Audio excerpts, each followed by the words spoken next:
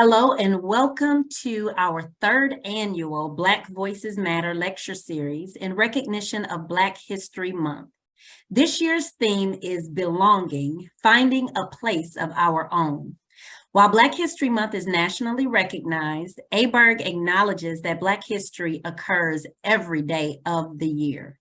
Today we have an amazing guest and we cannot wait to introduce her to you as we kick off this month's series. Please note that we will offer a special Q&A session from 1 to 1:30 with our speaker. In addition, feel free to post your questions to the chat. Our committee will keep their eyes out for those questions. We are also requesting that you take a moment to complete the evaluation at the end of today's session. We'll make sure we share the link in the chat. I am Ronda Davis, your host for this morning, the Justice Involved Family State Specialist in the Human Development and Relationships Institute, and it is an honor to be here with you today. I'd like to take a moment to reflect on this week in Black history. It was on this day, February 1st, 1960, that 4 African-American North Carolina A&T University students began a sit-in protest at a Woolworth's whites-only lunch counter in Greensboro, North Carolina, where they had been refused service. Their protest, while not the first sit-in of the modern civil rights movement, triggered a wave of direct action through sit-ins across the United States. Students from Bennett College in Greensboro, North Carolina, that just happens to be my alma mater, also played a major role in planning and sustaining the February 1st, 1960 sit-in. Dr. Sherelle Barber explains in Facing South, the Bennett Bells were at the forefront. A lot of folks talk about the 1960 Woolworth sit-in, but many don't realize that it was actually planned on Bennett's campus. Bennett women were in leadership roles in terms of planning that movement. The 4 men sat down on February 1st, 1960, but Bennett women had planned to be a part of it as well. And so they were very instrumental in doing that initial work and also continuing that work. And one thing we used to say on campus is Bennett Bells, do it well. So please visit ABERG's SharePoint site and visit our calendar of events to learn more Black history facts. Thank you for sharing your lunch hour with the African American Black Employee Resource Group, more affectionately known as ABERG. The ABERG's purpose is to serve as a resource for and foster current and future African American colleague success by sponsoring programming, providing collegial support, encouraging belonging, and raising a collective voice related to issues that impact employees' ability to thrive both personally and professionally. We would love your feedback and will provide a link to a survey in the chat as we close out this session.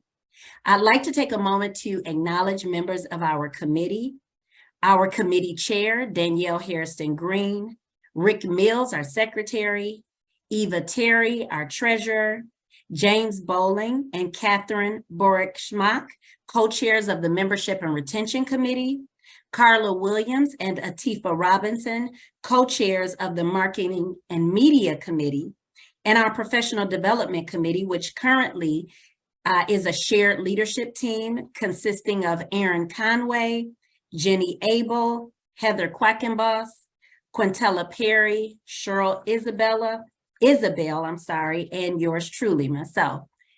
Now, it is my pleasure to introduce Sioban Massiah, who will discuss the impact of and need for ERG, for Employee Resource Groups. Sioban Massiah is a CEO of a Phoenix from the Bronx creative group, doing strategy and strategic partnerships for organizations looking to level up their presence. She is a highly respected cultural leader who uses her diverse expertise to shape cultural experiences for brands that include, but are not limited to, Twitter, TED, and Walmart. Sioban is a brilliant storyteller who leads with a collaborative spirit and always keeps her pulse on what's next. Additionally, she was the former Global Events Chair for Blackbirds, which was Twitter's Black Business Resource Group, and one of the founding members of TED Conference's Diversity Council, and a published personal essay writer. To review her full bio, and when I tell you she is very well accomplished and we are excited to have her with us today, please visit our ABERG SharePoint site to learn more about Sioban. Without further ado, I would like to introduce to you Ms. Sioban Massiah. It's so weird hearing my bios said because even I'm like, wow, okay. Well, hello everyone. I'm just going to take this time really quick to share my screen and please, Rhonda, because we are in a space of digital problems, just confirm that you can see it really quick. Yes, you are good to go. Okay, perfect. Thank you so much. So again, thank you so much for that warm welcome. I am really honored to be here. In the midst of everything, as mentioned, I came from Twitter. In the midst of everything, Danielle and I had a conversation. And when she told me about ABERG, I was really excited to join and speak with you about reinforcing the need for ERGs and BRGs in a company. So before I start, of course, this is called, does the company really need an ERG? And before we get any further, the answer is yes. I'm not even going to waste your time and try to explain to you why it is. Bottom line is yes. So I'm going to take also this time to note, I do not work in diversity and inclusion. I never have, and transparently, I never wanted to. But I've always seen the need for the presence and to be present in making sure marginalized communities have a voice.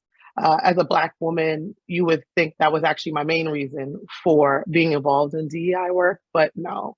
My youngest brother, who is on the autism spectrum, named Matthew, as he got older, I noticed that there was a little bit concern about whether he fit in certain spaces or not. And as I started to really look where I can help, I realized the workplace was going to be a big part of that. I wanted to make sure that all people felt seen, especially work, because we spent so much time there. But I continued to work because I am a Black woman. I worked in spaces coming with I have a marketing degree from Temple University. I am a first generation West Indian. If you have any West Indians, I'm from Antigua. I am very proudly from Antigua. You probably will know I'm from Antigua within 10 minutes of talking to me. And there were spaces where I couldn't bring my full self to work. And I know that's the space we're at now, but while working in these corporate spaces, I couldn't even bring my basic self to work. I had a job one time where we had a potluck and my manager asked me to bring forks and knives because other coworkers probably wouldn't be used to my ethnic palate. So that's just one instance of when I realized I needed to make a change and also work in spaces that were accepting of where I am, and just like your theme today, that I belong. I really felt after that I needed to go into the space as mentioned, because who I am is actually part of my expertise and skill set. I think that we all can go to college and we can learn the basics of marketing and how to be a strategist and all those things, but everyone's unique personality is actually what brings them into the right spaces in the workplace and brings something unique. So now that we have gotten that out the way, I want to talk about really quick for those who don't know and those who do about what an ERG is and what a BRG is and what's the difference.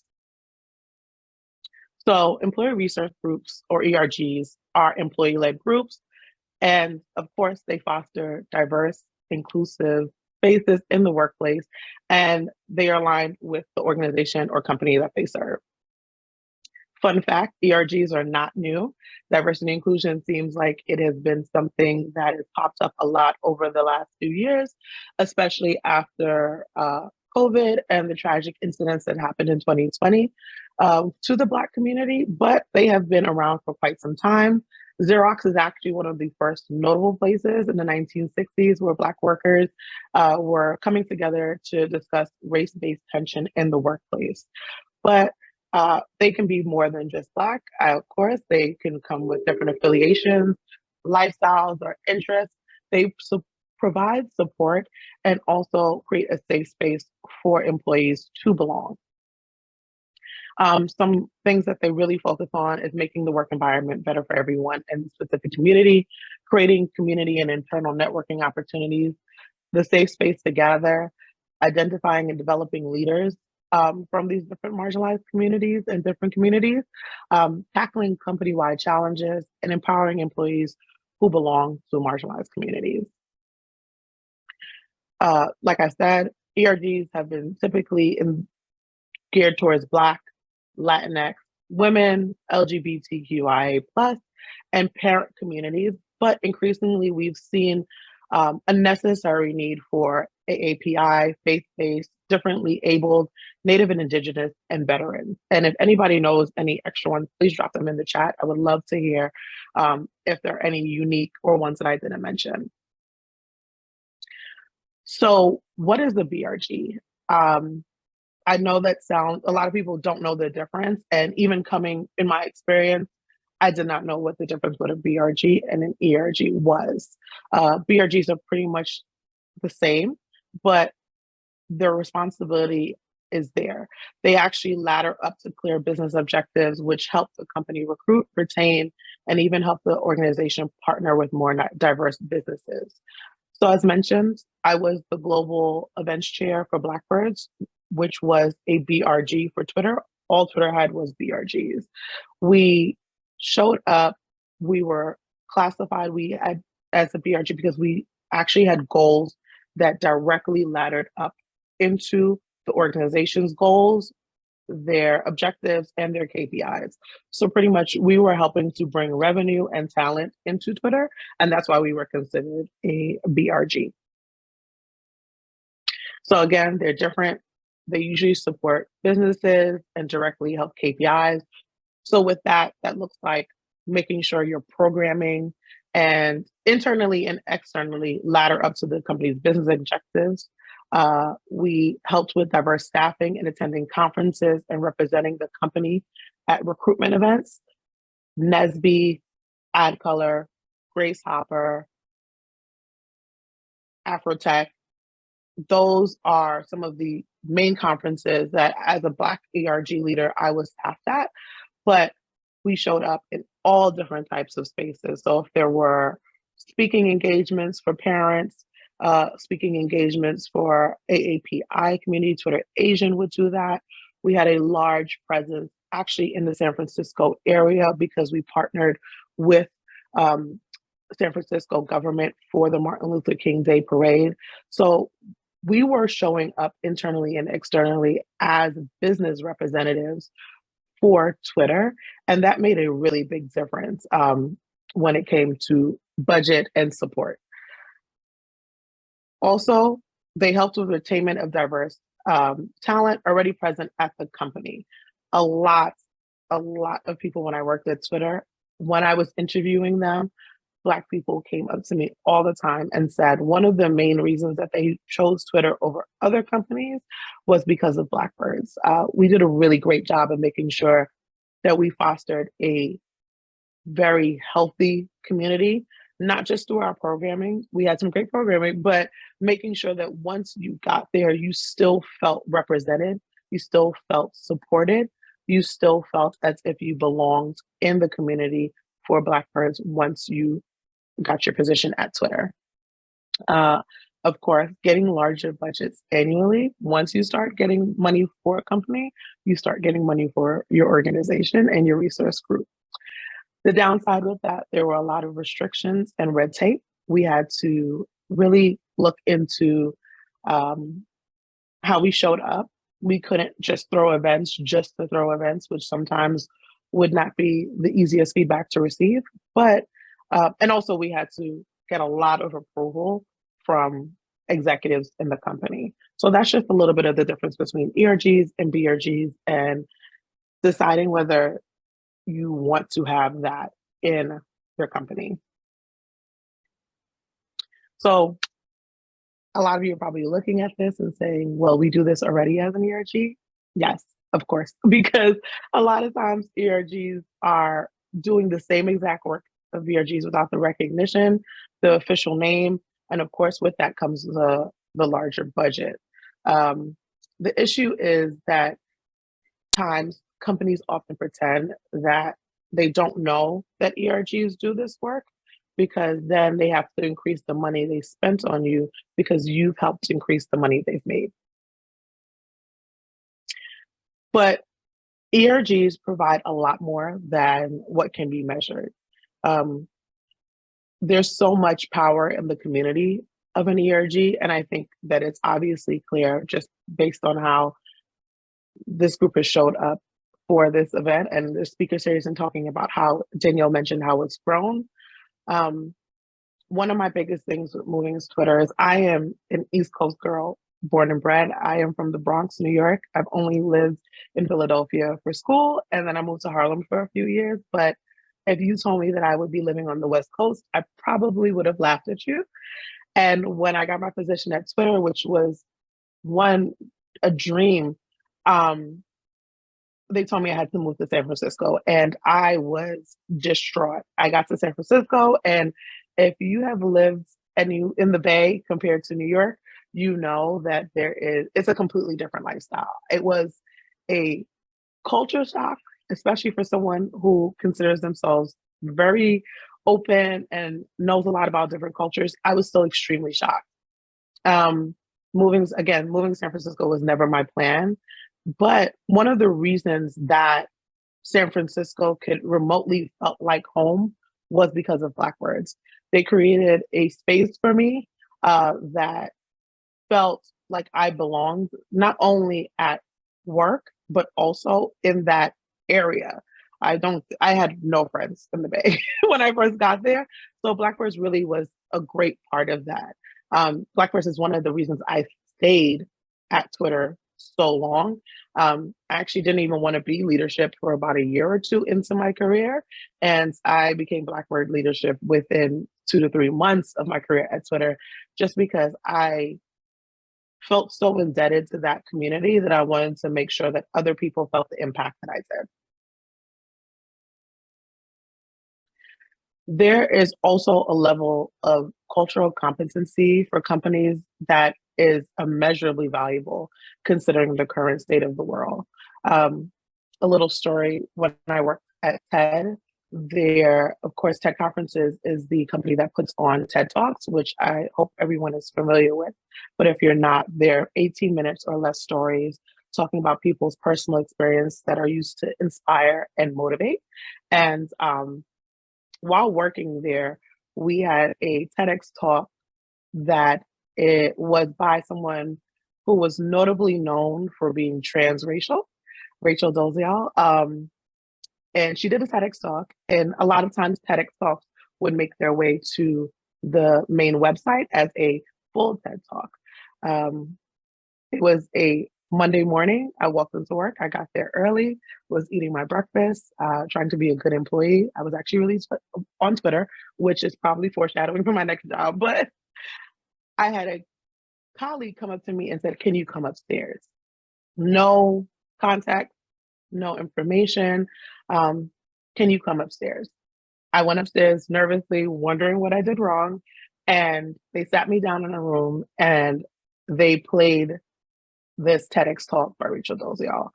And afterward, all of my white colleagues looked at me and said, "What do you think?" I was not mentally prepared. I was not professionally prepared. In all transparency, I kind of laughed because I was wondering why I was even up here. And I provided my honest feedback, and that talk was something we decided to keep on the TEDx website. I say that because having Black employees was something that they used to make sure that this space and this story was not something that came back negatively on the company. However, there was no conversation on whether I was interested in having this, interested in giving this feedback, if I felt comfortable giving this feedback. And that's one of the reasons that I decided I needed to be one of the founding members of the Diversity Council at TED Conferences, a space where we can focus on hiring, content, as well as attendee experience. Things like that. This is why you need Black employees. This is why you need an ERG for people who are invested in making sure that the company is put in the best light and that Black employees and also Black consumers, clients, users, whoever is actually a person who is using the company or organization or part of it from a non-internal side can feel comfortable as well. Also, while at Twitter, we were in the midst of 2020 when all of the negative things were happening and Juneteenth became official holiday. Twitter was literally one of the first, companies to actually put Juneteenth as a holiday for all employees, not just Black. And that started with a simple DM from the CEO. He asked a few of the Black leaders in the company and Black ERG leaders if they felt comfortable. Do you think that Juneteenth needs to be a holiday? We used a resounding hell yes, and then we were off. And it wasn't just off, it was celebrated. Black Twitter also put up billboards across the world that came out on Juneteenth that highlighted Black creators and Black speakers and Black users that were using their messaging to amplify the Black community. I'm going to move this so you don't think my house is on fire. It's actually just my diffuser mist. Sorry, everyone.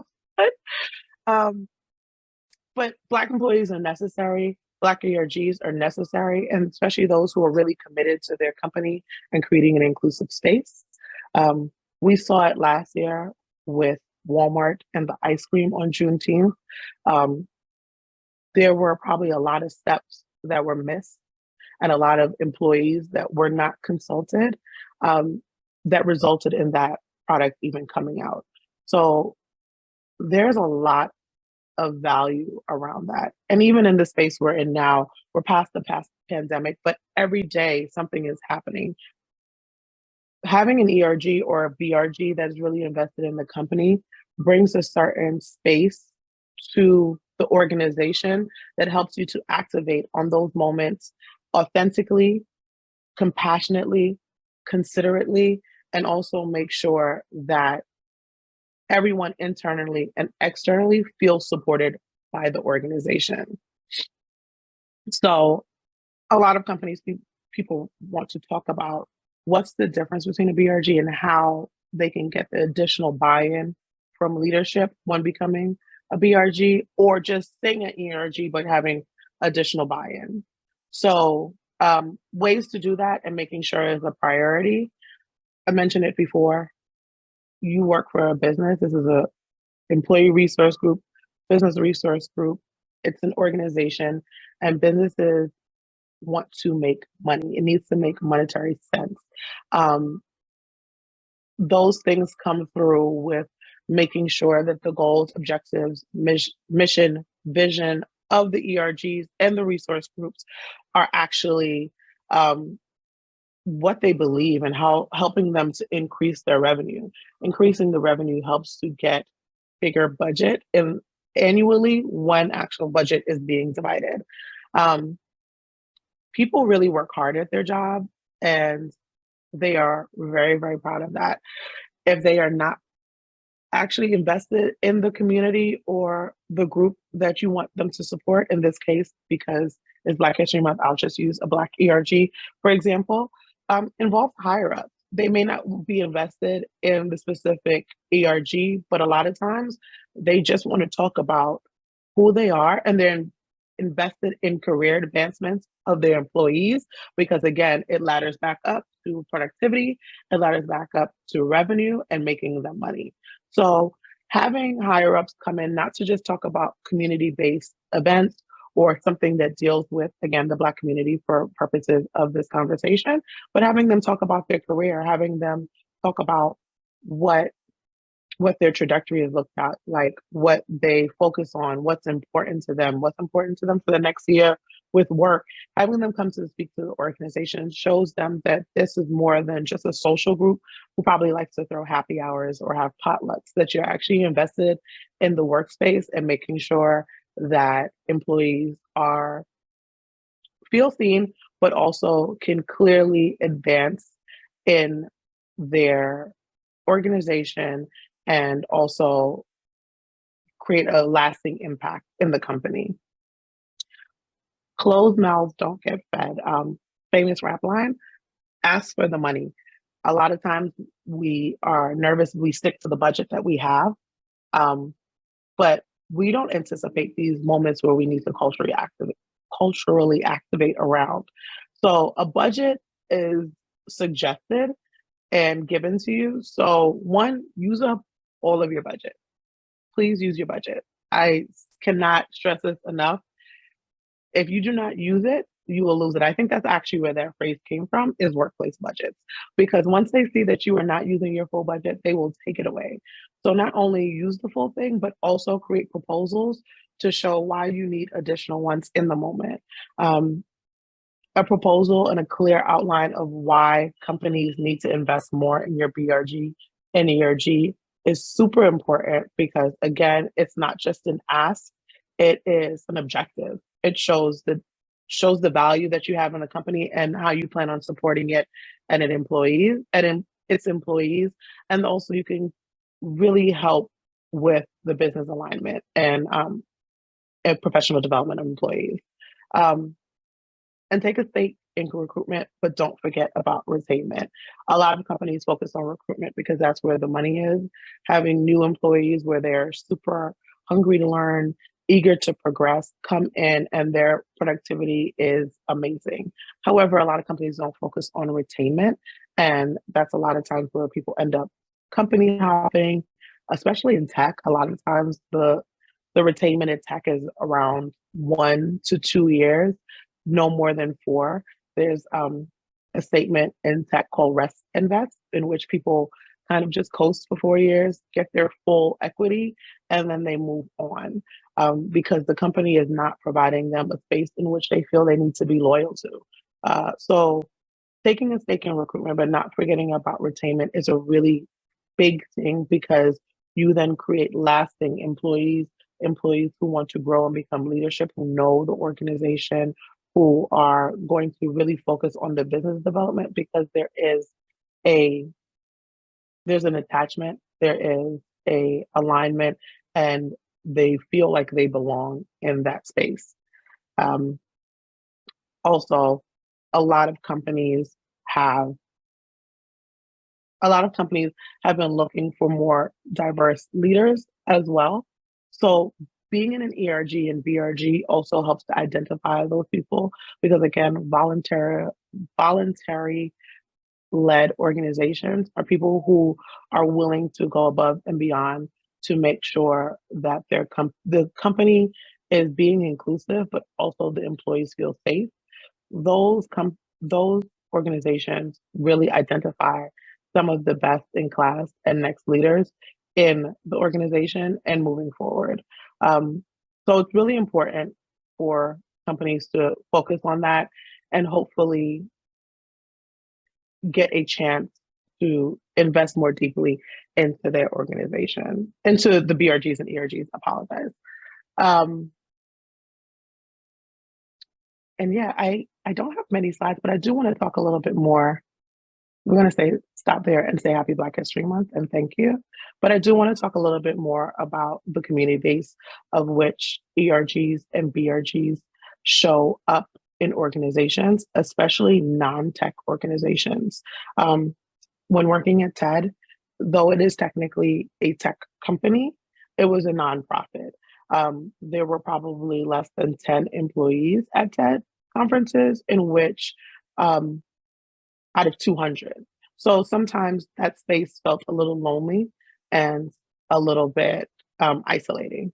So when things happened, like unfortunately, the very public eye of Black people getting killed at the hands of either police or non-Black people just because they were Black, it was a very lonely space when you had to come into work and no one was actually acknowledging that these things were happening. The morale of an organization is based on how their employees feel. And even though a group may be small, their morale is mighty. So coming into spaces where you have a sense of belonging, a sense of inclusion, a sense of being seen. That's really one of the biggest and most important reasons for you to have a resource group or a resource group, whether it's employee or business. Having a space for, in my opinion, as someone who was an ally for the differently abled community at Twitter, having a space in which you can ask questions that may not feel safe to ask questions to coworkers who may not understand, to your manager you may feel there be repercussions for. Those things were essentially the main reasons to have resource groups. Your theme this year is belonging, and if no other reason than finding a place of your own is there, that is the importance of employee resource groups. You walk into, a lot of people do not go to companies if they don't have employee resource groups. A lot of people don't realize that there is that need for support. Another quick story, and actually how Danielle, who is one of the leaders of this group, and I came about, is when Twitter dissolved. There was a lot of information. There was a lot of things going on. People were posting all over LinkedIn, and we found out that the new owner and CEO of Twitter actually dissolved ERGs and BRGs, sorry. And for me, who used the last 4 years to making sure that space was there, I spoke to every Black person I saw that I did not recognize, invited them to lunch. I created events outside of work to make sure they felt that they had people not just at work, but also can create friendships. To hear that all that work after 4 years of being there was dissolved very quickly was a little bit heartbreaking. And I put a post up saying that I did not bash anybody. I did not talk negatively about anybody, but just really about the community that we cultivated and how important it was for Twitter and all organizations. And it was so negatively received that LinkedIn actually had to call me and apologize for the racial comments that were under my post because they said that they should have had better AI. That post was all over LinkedIn, and a lot of people reached out to me and asked me why I did not delete the racist comments. And my answer was every single time that I wouldn't erase the negative comments because this is the exact reason that we need ERGs. This is the exact reason we need BRGs. The space is not safe for us still. The space is not safe for sometimes women. The space is not safe for AAPI. The space is not safe for parents. There's a lot of discrimination. There's a lot of judgment. There's a lot of unconscious bias that comes when you are part of a marginalized community. And with that, it is unfortunate because we spend 8 hours of our day minimum, because a lot of us work way more than 8 hours. You spend 8 hours of your day at a place that you don't feel safe, that you don't feel like you can even speak freely or express concern. That is not a place a lot of people want to be at. And ERGs and BRGs are doing the work to make sure that people feel safe. And it is the most important reason that they are established. I am a little bit early with my timing, so I am happy to continue the conversation. If we want to take questions earlier, I'm happy to do that, but that is me and my spiel for today on BRGs and ERGs. Well, thank you. We do have some questions for you. And so we will also offer an opportunity for our participants to have a more intimate discussion with you when we close out, but I do have a question for you. So let me read through that. It says, within many organizational contexts, ERGs often include persons with shared affiliations or identity. as well as persons who do not share group membership with the targeted affiliation or identity, like allies. Given your experience with ERGs and BRGs, what are your thoughts and reflections on the roles of allies within these spaces? And more specifically, when it comes to promoting and safeguarding ERGs as a space for colleagues to share and discuss issues, concerns, tensions related to the affiliation or identity group? So that is an amazing question. And I'm so glad somebody asked that, because that was a very big thing when it came to working at Twitter. I always say that A in ally stands for action. Anybody can say that they're an ally, but unless you are actionable, you are not an ally. And I would caution allies to make sure that they are joining the community-based group that they are trying to affiliate with or trying to support, unless they have, one, a deep consideration for the organization, the community, a deep respect for the community, and a deep allegiance for the community. Showing up and going to the fun events because you have friends who are part of the community, but all you do is show up, but you don't actually show out and support them. Making sure that they are, again, the theme, they feel like they belong, whether it be through making sure they have the opportunities at work, you are an advocate for them and a voice for them when they may not be in the room, and taking actionable measures to uplift the community, then I think you can take a step back from being part of an organization. An ally is not a lightly given title. So I truly believe also, though, yes, these spaces are to make sure that a community feels safe, allies are important, because also allies can give you a perspective when it comes to maybe spaces that you aren't familiar with, but you are trying to include yourself. Twitter all had executive sponsors that were not part, that did not have lived experiences as the community that they were sponsoring. So Twitter's executive sponsor at first was the former CEO, Jack, who is a cis white man. And then we also had an additional cis white man, Michael Montano, who was the head of engineering at one point.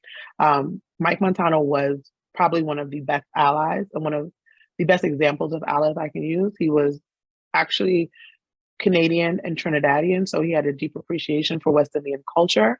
And he also made sure that he advocated for us. He offered himself for mentorship to make sure our engineers felt they were included. He made sure that he advocated for us when we needed additional budget. So again, it's not just the showing up and saying, I support, let's say, the Black community, or I support the parent community.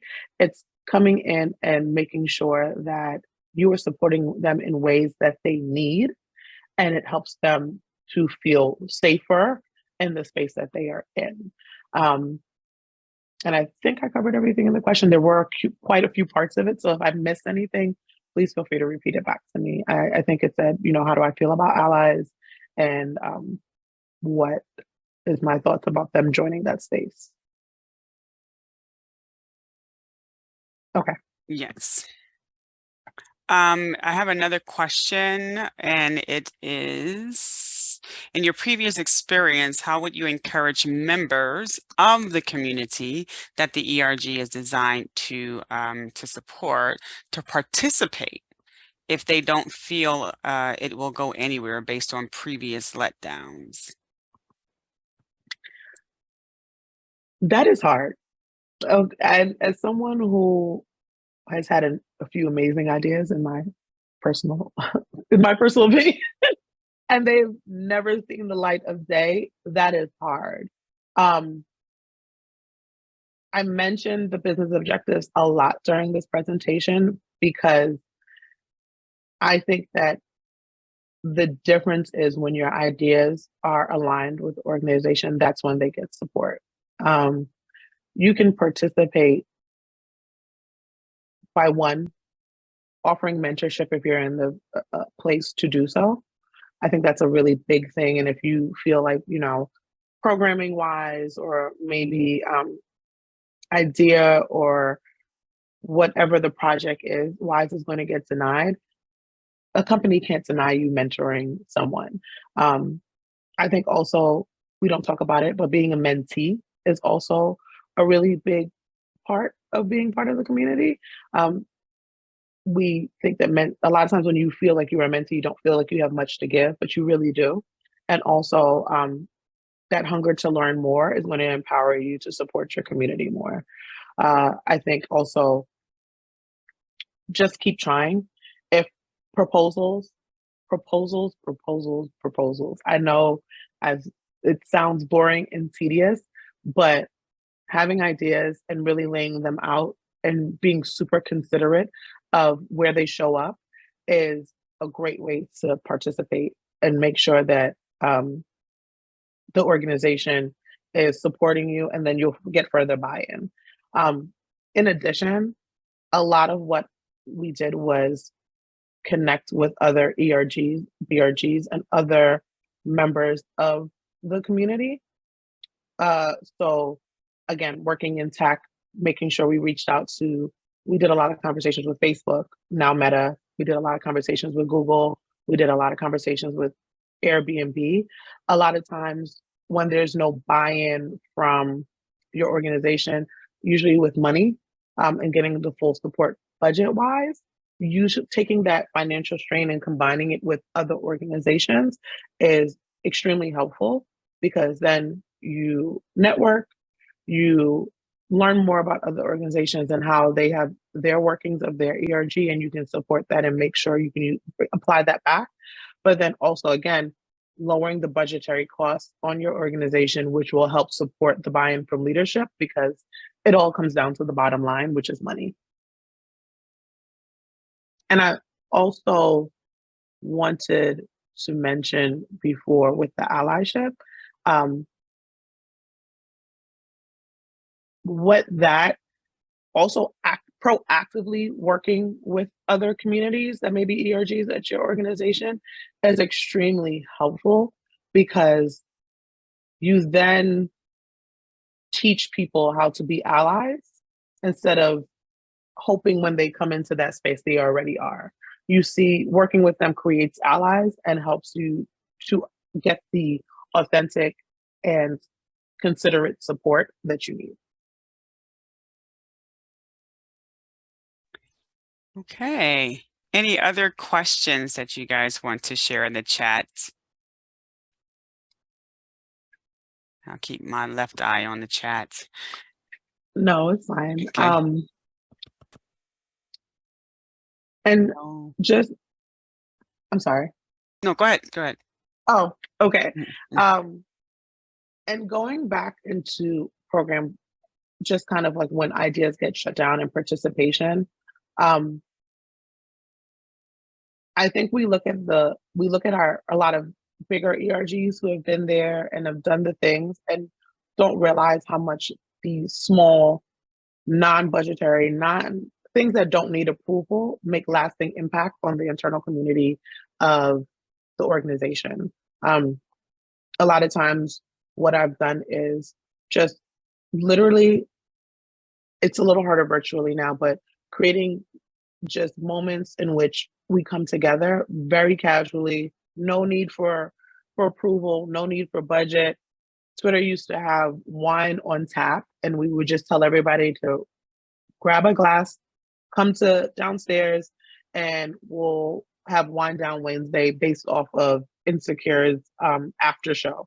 So we would just talk about what's going on, talk about how our week was, talk about how our last few months were. No money needed, no approval needed. We were already in the space, but that showed up and showed out how people can be part of their community. We had watch parties via Zoom, just literally someone screen sharing a movie from Netflix, and we just talked, we know how much group chats in general are the thing for people. Group chats will keep us humble, but also they are hilarious. Group chat with your coworkers, watching a common space movie. Those are things that you can do to still participate, still take the initiative in your BRG or ERG without the money. I know the money is important, and I again ask for it. If the answer is no, then you're still in the same place. But the answer could be yes. You don't know unless you ask. And I think it's frustrating when you get that rejection because you see the value in it and not everybody else does.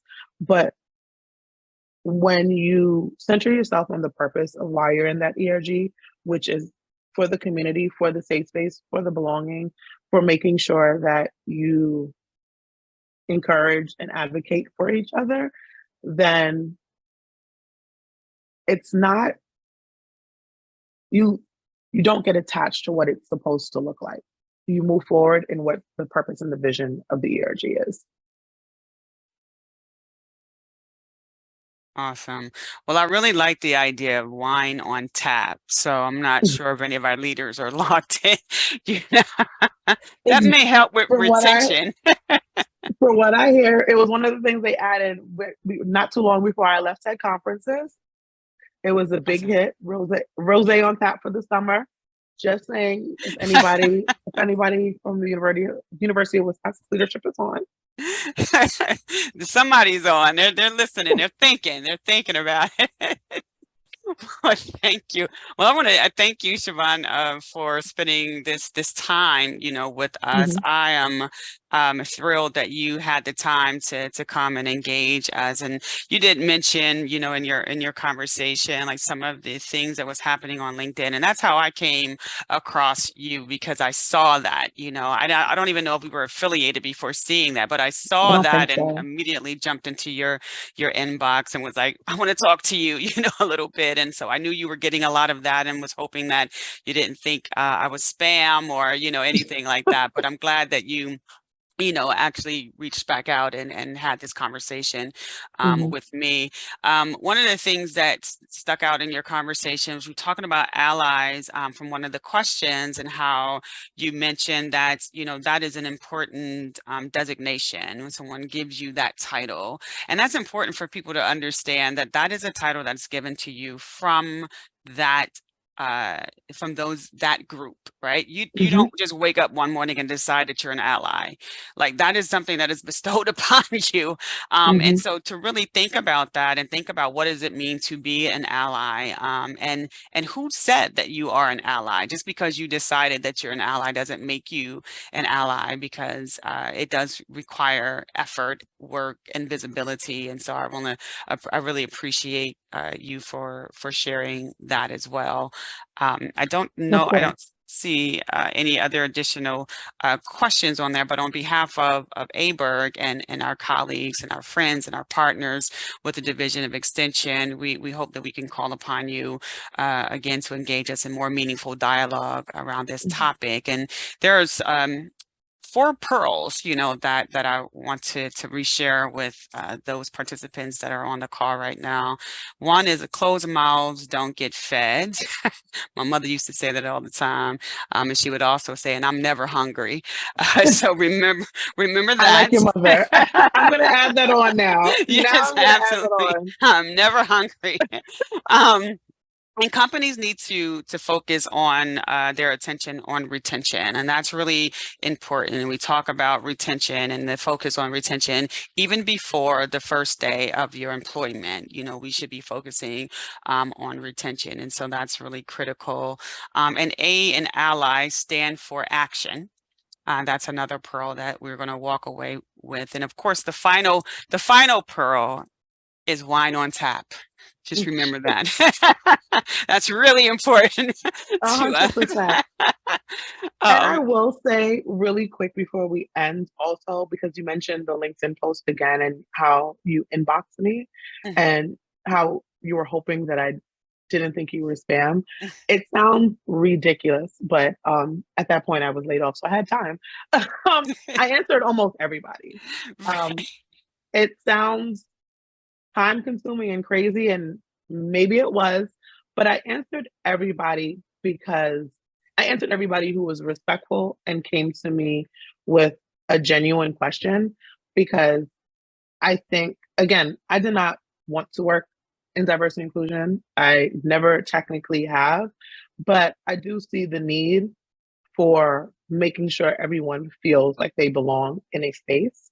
And if people had genuine questions, wanted to have genuine conversations as part of a leader in ERG spaces, as part of someone who is an advocate for my community and making sure that I am doing my best to make sure people who are part of it can also advance, I think there is a certain responsibility to making sure, and for me personally, I think there's a responsibility to make sure we educate authentically. And I try my best, pending my emotional state or my energetic state, to teach as best as I can. So that was just my little nugget, and I hope that if anybody else has the opportunity to educate authentically and feels moved to do so, that they do.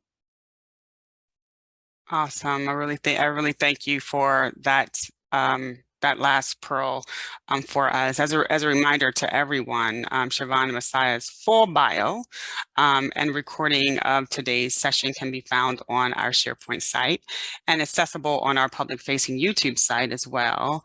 We hope you've enjoyed yourself and would return for part 2 of our Black Voices Matter series to hear Alice Traor, Equity, Diversity, and Inclusion Coordinator for the Teaching, Learning, and Mentoring Division of Teaching and Learning with the University of Wisconsin-Madison, as she presents a discussion on creating a healing space and the value of affinity groups. You want to register today.